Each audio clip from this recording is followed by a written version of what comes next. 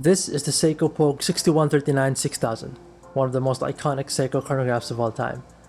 Before we get into it, don't forget to click that subscribe button so you don't miss Seiko vintage watches like this one. Thank you. In 1969, there was a race to create the world's first automatic chronograph watch movement. Watch companies such as Zenith, with the famously known El Primero, also companies such as Heuer, Breitling, and others were developing their own chronograph movement. Seiko, on the other hand, was also making their own, and it was the Seiko reference number 5717 from 1964, which has been reissued, I believe, which the design leans towards the dressier side. This watch would mark the beginning of Seiko's chronograph manufacturing. Now, let's get to the exciting part. How did this watch get the nickname Pogue? It was all thanks to William Pogue, who used his watch, which was an orange dial one, and specifically the 6139-6005, training for the Skylab 4 mission in 1973. William Pogue was using the 6139 as his daily tool watch, even though Omega Speedmaster was the standard issue watch being given to NASA astronauts at the time.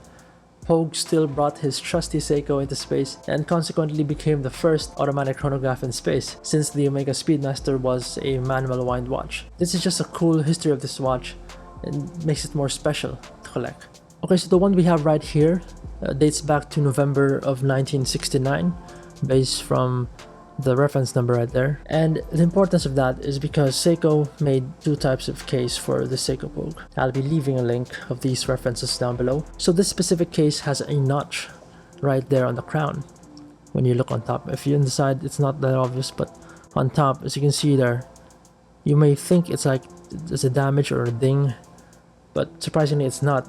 I mean, it looks unnatural to have it, but some models from 1969 to 1970 have that.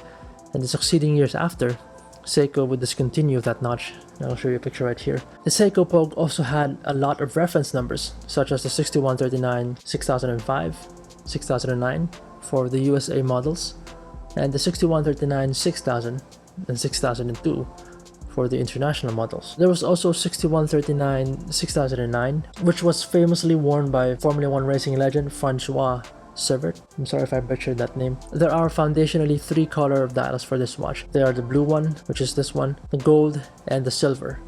This is obviously not the best example of the Seiko Pogue. The second hand is supposed to be red, and it really needs servicing as it is running abysmally. Fortunately, it still resets straight.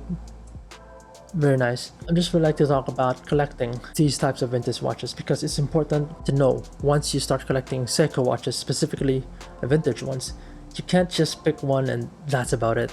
There are a number of variations with subtle amounts of changes done to them. This specific model we're talking about has a water 70M proof right there, text.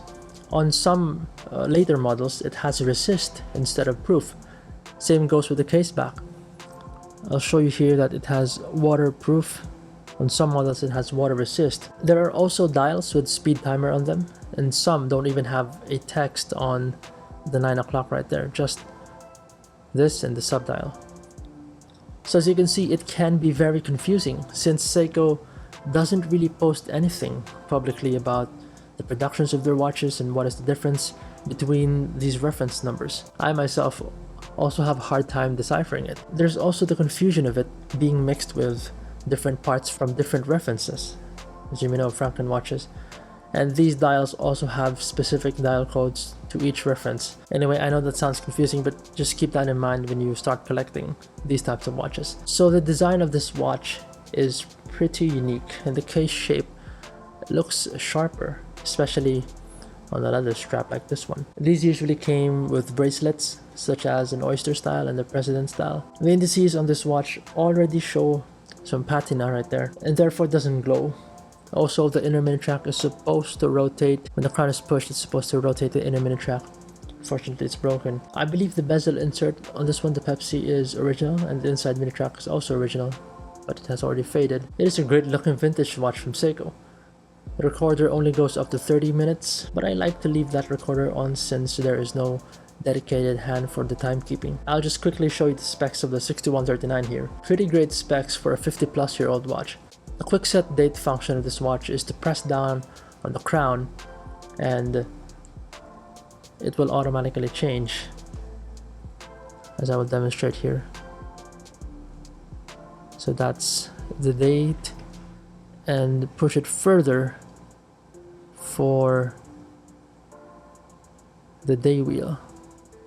Yeah, there we go, it's Roman numerals. Okay, so this watch is probably one of my favorite Seiko chronographs, maybe top 5, together with the Seiko UFO, the Kakume, and the Baby Jumbo. The Seiko Panda, of course, is right up there. I mean, I am a sucker for Panda dials, and the R register is a nice addition compared to the 6139 single register. So this is a watch that would be a nice addition for Seiko to issue. Unfortunately, chronograph movements are not cheap, and to keep it realistic, there's a slim chance of it only having a single sub-dial right there, since that is the look and design of this watch that made it popular. Maybe if they do it like the Seiko 7016-8001, I'll show you a picture of the watch right here. This is a watch where there is only one sub-dial, but it does two things: record the minute and the hour. That would be awesome. You don't see those types of complications on most watches nowadays. Anyway, that's all for today, guys, and I hope you enjoyed this video.